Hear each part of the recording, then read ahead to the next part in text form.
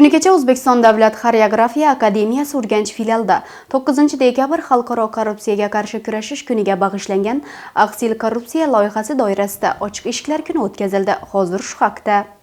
Dastlab filialning korrupsiyaga qarshi kurashish compliance nazorat tizimini boshqarish bo'limi bosh mutaxassisi tadbirni ochib berib, filial professor o'qituvchilari hamda talaba yoshlarga ochiq eshiklar kuniga tashrif buyurgan mehmonlarni tanishtirdi. Tadbirda jinoyat ishlari bo'yicha Xorazm viloyat sudining sudyasi, Xorazm viloyati korrupsiyaga qarshi kurashish hududiy kengashi mas'ul xodimi, Oliy ta'lim, fan va innovatsiyalar vazirligi Xorazm viloyati hududiy boshqarmasi korrupsiyaga qarshi kurashish bo'limi bosh mutaxassisi, Toshkent davlat yuridik universiteti biznes huquqi kafedrasi katta o'qituvchisi, Xorazm viloyati adliya boshqarmasi huquqiy axborot sho'basi bosh maslahatchisi hamda Toshkent davlat yuridik universiteti talabalari ishtirok etishdi. Uchrashuvda mehmon sifatida taklif etilganlar tomonidan mamlakatimizda korrupsiyaning oldini olish va unga qarshi murosasiz kurashishning ilg'or xalqaro standartlarga asoslangan tizimini joriy etish bo'yicha amalga oshirilayotgan ishlar borasida qisqacha to'xtalib o'tildi.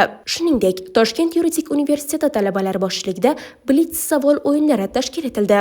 Savollarga to'g'ri javob bergan filial talabalari maxsus sovg'alar bilan taqdirlandilar.